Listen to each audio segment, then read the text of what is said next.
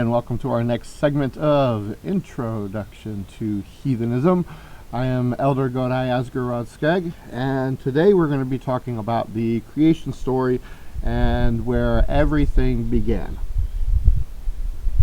So in the very beginning, there was absolutely nothing. There was this gaping void or chasm, which was called Gnungagat.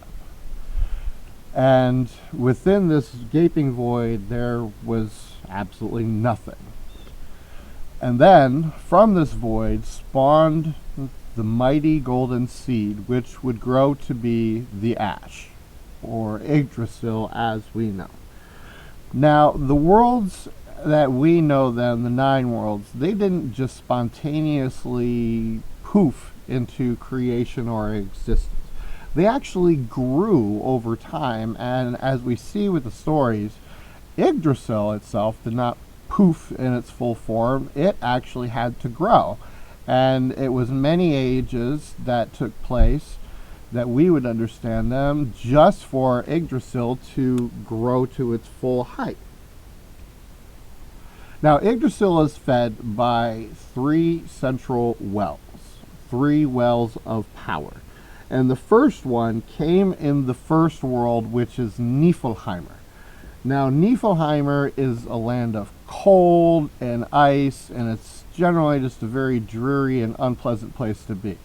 Niflheimer is also known as the underworld, as when those who die that do not get taken to Asgard, they have to actually undergo a path through the underworld until they reach the final hall where their judgment on their life and their death is then placed. So inside this first realm of Niflheim is the well Helvelgamir. Now this well is kind of unique in aspects of the others, in that Helvelgamir is also the root source of all of the waters of the cosmos, excluding Midgard. So all of these wells that flow, all of these rivers that flow out from the central well are known collectively as the Ilivagar, and their names are Svor, Gunthro, Fjorm, Fimbulthul, Slíðr, and Hrid, Silgur and Ylgur, Vid, Leipter, and Yor. Now these waters flowed from a very cold and a very icy place, and as they flowed further from the well, they would actually harden into like this icy slag kind of substance, and this icy slag is known as the Kvikudropper. And it is the hardening of this Kvikudropper which actually fills the voided chasm that we know as Gnungagat. Now, the next well doesn't actually reside in any of the 9 realms that we're going to be discussing here today. It kind of resides in a little land of its own, and that is the well of Mimesbrunner, and it resides in the land known as Glasisveller or Okonir. And this place is described to be a place of just indescribable beauty and majesty, and the warden of this place is the ancient Jotnar that we know by the name of Mimir. And he is the guardian of the central well, Mimesbrunner, which is known as the well of knowledge and power and understanding. And his progeny, his children, also live there in Glasisveller with him. Now, the last well comes from a place of fire and fire and heat and all of that, and that is Helheimer. And Helheimer is where all of the dead end up after they've been judged, after their journey through Niflheimer. And the well that resides here in Helheimer is known as Udabrunna. And this well is known as the well of strength and nourishing vitality. And so we have these three central wells that are now feeding into Yggdrasil. And then the rest of the realms would then be created within the structure of the tree. And we've already discussed Niflheimer, and we've already discussed Helheimer. So the next world we're going to talk about is Asgarder. And Asgarder is, again, another place that's of indescribable beauty and majesty. And that's just the natural lay of the place. When the gods created their home there in Asgarder, they created very beautiful and very majestic and very large and grandeur homes. Most of their homes are littered with gold and silver and precious jewels, and it's definitely an appropriate home for a race as mighty and as strong as the Aesir. So all of the Aesir and a few of their allies live there in Asgard, and it also very strongly resembles the home of a warlike race. They have very strong and very tall walls. There's a secure rampart and gate with a bridge and a moat that protects the actual home of the gods there in Asgard. So our next one that we're going to talk about needs very, very little description, and that is Midgard. Now, what we understand from the sagas and from the tales is that Midgard was fashioned from the body of the ancient giant Ymir, and that the gods, shortly after creating Midgard, created us and essentially gave us command and dominion over the entire world. Midgard, we know as the, well, used to be beautiful and majestic world that it is. Now it's overpopulated and such forth like that, but Midgard is our home nonetheless. The next realm is Jotunheim, and actually there are two Jotunheim, and the first actually is in a segment of Niflheim, and this is where the ancient and the most violent and the most grotesque race of Jotunar live, and that is in the Jotunheim of Niflheim. Now there is an actual world realm that is titled Jotunheim, and it is a very hard and very rugged and very cold place.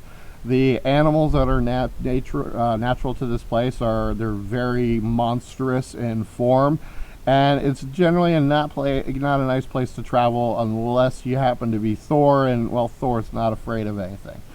The new race of Jotunar are the ones who dwell within the actual realm of Jotunheim, and there are quite a few of them there.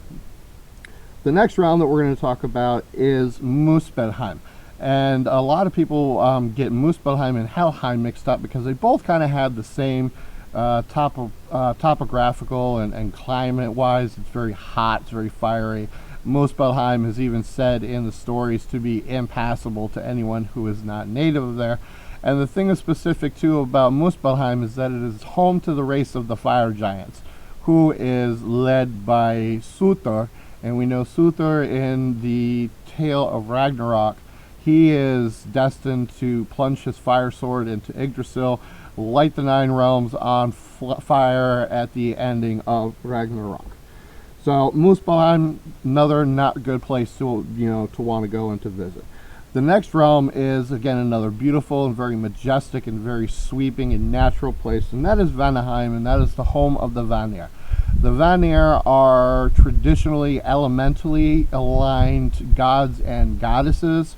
Although some have divine features, much like you would see exclusively within the Aesir.